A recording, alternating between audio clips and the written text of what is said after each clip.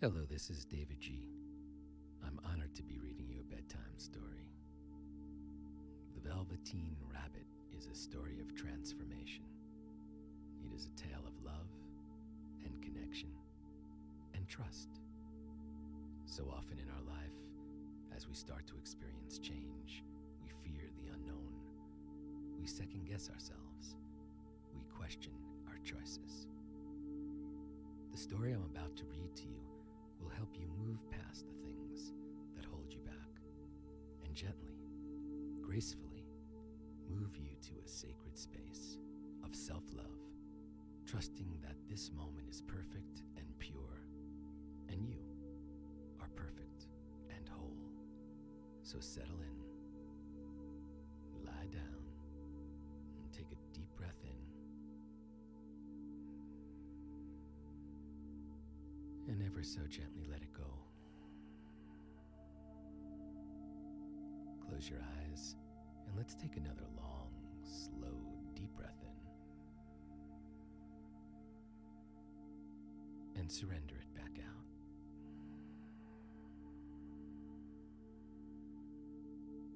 Notice your body is relaxing. Notice your mind is calming. Simply witness your breathing. And let's begin. The Velveteen Rabbit by Margery Williams. There was once a Velveteen Rabbit, and in the beginning, he was really splendid. He was fat and bunchy, as a rabbit should be. His coat was spotted brown and white. He had real thread whiskers, and his ears were lined with pink sateen. On Christmas morning, when he sat wedged in the top of the boy's stocking with a sprig of holly between his paws, the effect was charming. There were other things in the stocking: nuts and oranges, and a toy engine, and chocolate almonds, and a clockwork mouse. But the rabbit was quite the best of all. For at least 2 hours, the boy loved him. And then aunts and uncles came to dinner, and there was a great rustling of tissue paper and unwrapping of parcels. And in the excitement of looking at all the new presents, the Velveteen Rabbit was forgotten. For a long time, he lived in the toy cupboard or on the nursery floor, and no one thought very much about him. He was naturally shy, and being only made of velveteen, some of the more expensive toys quite snubbed him. The mechanical toys were very superior and looked down upon everyone else. They were full of modern ideas and pretended they were real. The model boat, who had lived through 2 seasons and lost most of his paint, caught the tone from them and never missed an opportunity of referring to his rigging in technical terms. The rabbit could not claim to be a model of anything, for he didn't know that real rabbits existed. He thought they were all stuffed with sawdust, like himself, and he understood that sawdust was quite out of date and should never be mentioned in modern circles.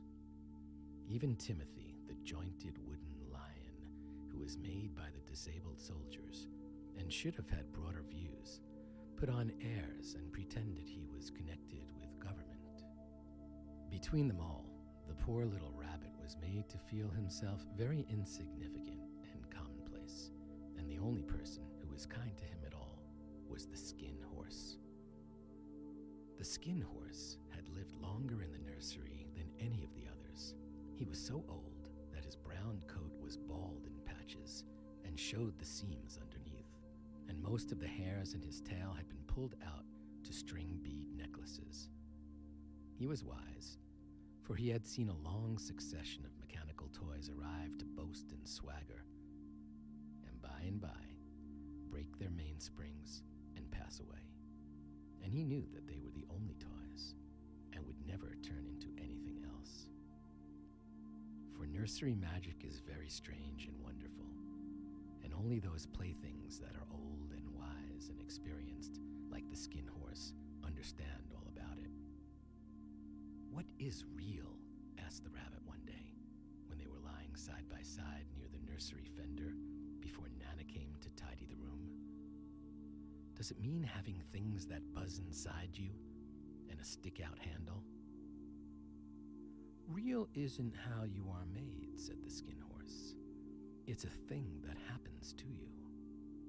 When a child loves you for a long, long time, not just to play with, but really loves you, then you become real. Does it hurt? Asked the rabbit. Sometimes, said the skin horse, for he was always truthful. When you are real, you don't mind being hurt. Does it happen all at once, like being wound up, he asked, or bit by bit? It doesn't happen all at once, said the skin horse. You become. It takes a long time. That's why it doesn't happen often to people who break easily, or who have sharp edges, or who have to be carefully kept. Generally, by the time you are real, most of your hair has been loved off, and your eyes drop out, and you get loose in the joints, and very shabby. But these things don't matter at all, because once you are real, you can't be ugly, except to people who don't understand. I suppose you are real, said the rabbit, and then he wished he had not said it, for he thought the skin horse might be sensitive. But the skin horse only smiled. The boy's uncle made me real, he said. That was a great many years ago. But once you are real, you can't become unreal again. It lasts for always. The rabbit sighed. He thought it would be a long time before this magic called real happened to him. He longed to become real, to know what it felt like. And yet the idea of growing shabby and losing his eyes and whiskers was rather sad. He wished that he could become it without those uncomfortable things happening to him. There was a person called Nana who ruled the nursery. Sometimes she took no notice of the playthings lying about, and sometimes, for no reason whatever, she went swooping about like a great wind and hustled them away in cupboards. She called this tidying up, and the playthings all hated it, especially the tin ones. The rabbit didn't mind it so much, for wherever he was thrown, he came down soft. One evening when the boy was going to bed, he couldn't find the china dog that always slept with him. Nana was in a hurry, and it was too much trouble to hunt for china dogs at bedtime. So she simply looked about her, and seeing that the toy cupboard door stood open, she made a swoop. "Here," she said, "take your old bunny. He'll do to sleep with you." And she dragged the rabbit out by one ear and put him in the boy's arms. That night, and for many nights after, the Velveteen Rabbit slept in the boy's bed. At first he found it rather uncomfortable, for the boy hugged him very tight, and sometimes he rolled over on him, and sometimes he pushed him so far under the pillow that the rabbit could scarcely breathe. And he missed, too, those long moonlight hours in the nursery when all the house was silent, and his talks with the skin horse. But very soon he grew to like it, for the boy used to talk to him and made nice tunnels for him under the bedclothes that he said were like the burrows the real rabbits lived in. And they had splendid games together, in whispers, when Nana had gone away to her supper and left the nightlight burning on the mantelpiece. And when the boy dropped off to sleep, the rabbit would snuggle down close under his little warm chin and dream, with the boy's hands clasped close around him all night long. And so time went on, and the little rabbit was very happy. So happy that he never noticed how his beautiful velveteen fur was getting shabbier and shabbier, and his tail becoming unsewn, and all the pink rubbed off his nose where the boy had kissed him.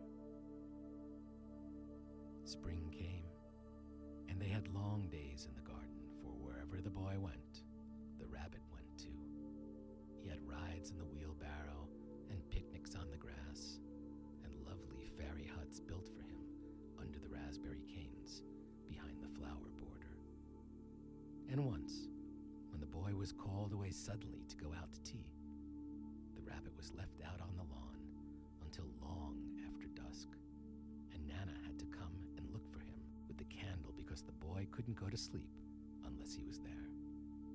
He was wet through with the dew and quite earthy from diving into the burrows the boy had made for him in the flower bed. And Nana grumbled as she rubbed him off with a corner of her apron. "You must have your old bunny," she said. "Fancy all that fuss for a toy." The boy sat up in bed and stretched out his hands. "Give me my bunny," he said. "You mustn't say that. He isn't a toy. He's real." When the little rabbit heard that, he was happy, for he knew that what the skin horse had said was true at last. The nursery magic had happened to him, and he was a toy no longer.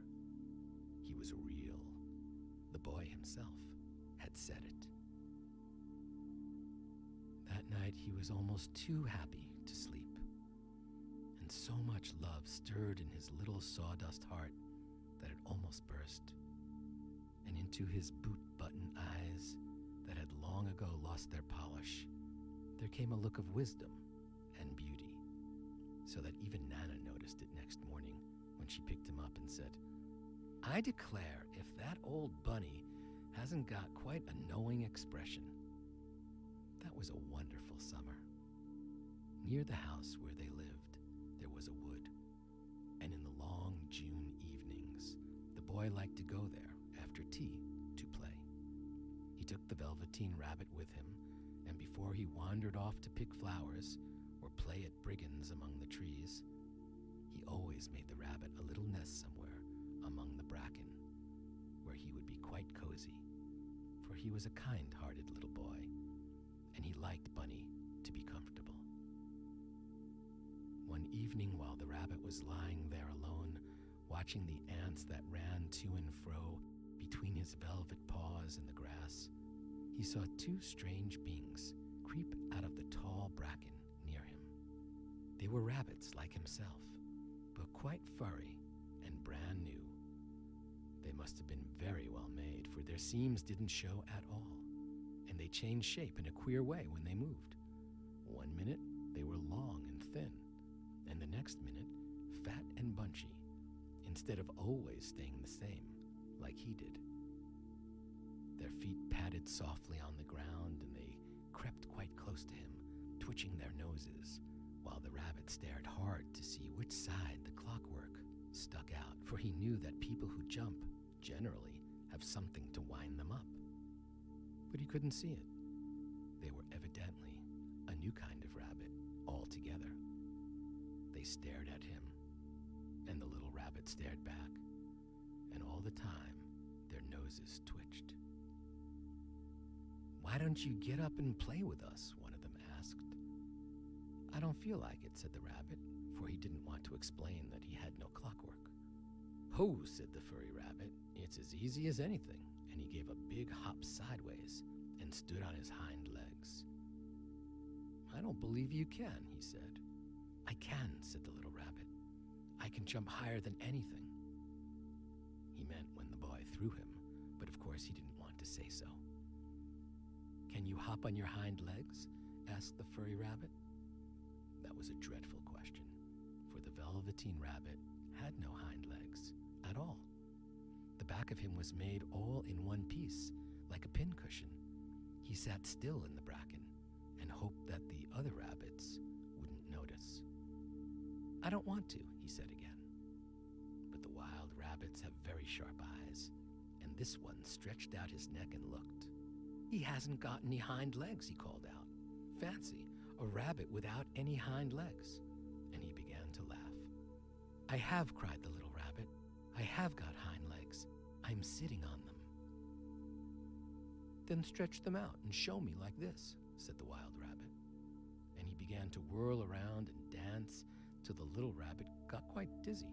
"I don't like dancing," he said. "I'd rather sit still."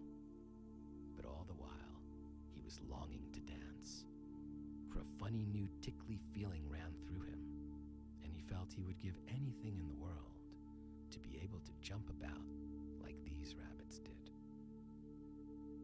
The strange rabbit stopped dancing and came quite close. He came so close this time that his long whiskers brushed the Velveteen Rabbit's ear, and then he wrinkled his nose suddenly and flattened his ears and jumped backwards. "He doesn't smell right," he exclaimed. "He isn't a rabbit at all. He isn't real." "I am real," said the little rabbit. "I am real. The boy said so," and he nearly began to cry. Just then, there was a sound of footsteps, and the boy ran past them. With a stamp of feet and a flash of white tails, the two strange rabbits disappeared. "Come back and play with me," called the little rabbit. "Oh, do come back. I know I am real." But there was no answer. Only the little ants ran to and fro, and the bracken swayed gently where the two strangers had passed. The Velveteen Rabbit was all alone. "Oh dear," he thought. "Why did they run away like that? Why couldn't they stop and talk to me?" For a long time he lay very still, watching the bracken and hoping that they would come back. But they never returned, and presently the sun sank lower, and the little white moths fluttered out, and the boy came and carried him home. Weeks passed, and the little rabbit grew very old and shabby, but the boy loved him just as much. He loved him so hard that he loved all his whiskers off, and the pink lining to his ears turned gray, and his brown spots faded. He even began to lose his shape, and he scarcely looked like a rabbit anymore, except to the boy. To him, he was always beautiful, and that was all that the little rabbit cared about. He didn't mind how he looked to other people because the nursery magic had made him real, and when you are real, shabbiness doesn't matter. And then one day, the boy was ill. His face grew very flushed, and he talked in his sleep, and his little body was so hot that it burned the rabbit when he held him close. Strange people came and went in the nursery, and a light burned all night, and through it all, the little Velveteen Rabbit lay there, hidden from sight under the bedclothes, and he never stirred. For he was afraid that if they found him, someone might take him away, and he knew that the boy needed him. It was a long, weary time, for the boy was too ill to play, and the little rabbit found it rather dull, with nothing to do all day long. But he snuggled down patiently, and looked forward to the time when the boy should be well again, and they would go out into the garden amongst the flowers and the butterflies, and play splendid games in the raspberry thicket like they used to. All sorts of delightful things he planned, and while the boy lay half asleep, he crept up close to the pillow and whispered them in his ear. And presently, the fever turned, and the boy got better. He was able to sit up in bed and look at picture books while the little rabbit cuddled close to his side. And one day, they let him get up and dress. It was a bright sunny morning, and the windows stood wide open. They had carried the boy out onto the balcony, wrapped in a shawl, and the little rabbit lay tangled up among the bedclothes. The boy was going to the seaside tomorrow. Everything was arranged, and now it only remained to carry out the doctor's orders. They talked about it all while the little rabbit lay under the bedclothes, with just his head peeping out, and listened. The room was to be disinfected, and all the books and toys that the boy had played with in bed must be burnt. "Hurrah," thought the little rabbit. "Tomorrow we shall go to the seaside," for the boy had often talked of the seaside, and he wanted very much to see the big waves coming in, and the tiny crabs, and the sand castles. Just then Nana caught sight of him. "How about this old bunny?" she asked. "That," said the doctor. Why, it's a mass of scarlet fever germs. Burn it at once. What nonsense. Get him a new one. He mustn't have that anymore. And so the little rabbit was put into a sack with the old picture books and a lot of rubbish, and carried out to the end of the garden behind the fowl house. That was a fine place to make a bonfire. Only the gardener was too busy just then to attend to it. He had the potatoes to dig and the green peas to gather, but next morning he promised to come quite early and burn the whole lot. That night the boy slept in a different bedroom, and he had a new bunny to sleep with him. It was a splendid bunny, all white plush, with real glass eyes. But the boy was too excited to care very much about it, for tomorrow he was going to the seaside, and that in itself was such a wonderful thing that he could think of nothing else. And while the boy was asleep, dreaming of the seaside, the little rabbit lay among the old picture books in the corner behind the fowl house, and he felt very lonely. The sack had been left untied, and so by wriggling a bit, he was able to get his head through the opening and look out. He was shivering a little, for he had always been used to sleeping in a proper bed. And by this time, his coat had worn so thin and threadbare from hugging that it was no longer any protection to him. Nearby, he could see the thicket of raspberry canes, growing tall and close, like a tropical jungle in whose shadow he had played with the boy on bygone mornings. He thought of those long sunlit hours in the garden, how happy they were, and a great sadness came over him. He seemed to see them all pass before him, each more beautiful than the other. The fairy huts in the flower bed, the quiet evenings in the wood, when he lay in the bracken and the little ants ran over his paws. The wonderful day when he first knew that he was real. He thought of the skin horse, so wise and gentle, and all that he had told him. Of what use was it to be loved and lose one's beauty and become real, if it all ended like this? And a tear, a real tear, trickled down his little shabby velvet nose and fell to the ground. And then a strange thing happened, for where the tear had fallen, a flower grew out of the ground.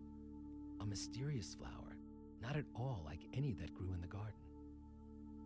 It had slender green leaves the color of emeralds, and in the center of the leaves, a blossom like a golden cup. It was so beautiful that the little rabbit forgot to cry, and just lay there watching it. And presently the blossom opened, and out of it there stepped a fairy. She was quite the loveliest fairy in the whole world. Her dress was of pearl and dewdrops, and there were flowers around her neck and in her hair. And her face was like the most perfect flower of all. And she came close to the little rabbit and gathered him up in her arms and kissed him on his velveteen nose that was all damp from crying. "Little rabbit," she said, "don't you know who I am?" The rabbit looked up at her, and it seemed to him that he had seen her face before, but he couldn't think where. "I am the nursery magic fairy," she said. "I take care of all the playthings that children have loved. When they are old and worn out, and the children don't need them anymore, then I come and take them away with me and turn them into real." "Wasn't I real before?" asked the little rabbit. "You were real to the boy," the fairy said, "because he loved you. Now you shall be real to everyone." And she held the little rabbit close in her arms and flew with him into the wood. It was light now, for the moon had risen. All the forest was beautiful, and the fronds of the bracken shone like frosted silver. In the open glade between the tree trunks, the wild rabbits danced with their shadows on the velvet grass. But when they saw the fairy, they all stopped dancing and stood round in a ring to stare at her. "I've brought you a new playfellow," the fairy said. "You must be very kind to him and teach him all he needs to know in Rabbitland, for he is going to live with you forever and ever." And she kissed the little rabbit again and put him down on the grass. "Run and play, little rabbit," she said. But the little rabbit sat quite still for a moment and never moved. For when he saw all the wild rabbits dancing around him, he suddenly remembered about his hind legs, and he didn't want them to see that he was made all in one piece. He did not know that when the fairy kissed him that last time, she changed him altogether. And he might have sat there a long time, too shy to move, if just then something hadn't tickled his nose, and before he thought what he was doing, he lifted his hind toe to scratch it, and he found that he actually had hind legs. Instead of dingy velveteen, he had brown fur, soft and shiny. His ears twitched by themselves, and his whiskers were so long that they brushed the grass. He gave one leap, and the joy of using those hind legs was so great that he went springing about the turf on them, jumping sideways and whirling around as the others did. And he grew so excited that when at last he did stop to look for the fairy, she had gone. He was a real rabbit at last, at home with the other rabbits. Autumn passed, and winter, and in the spring, when the days grew warm and sunny, the boy went out to play in the wood behind the house. And while he was playing, two rabbits crept out from the bracken and peeped at him. One of them was brown all over, but the other had strange markings under his fur, as though long ago he had been spotted, and the spots still showed through. And about his little soft nose and his round black eyes, there was something familiar, so that the boy thought to himself, "Why, he looks just like my old bunny that was lost when I had scarlet fever." But he never knew that it really was his own bunny, come back to look at the child who had first helped him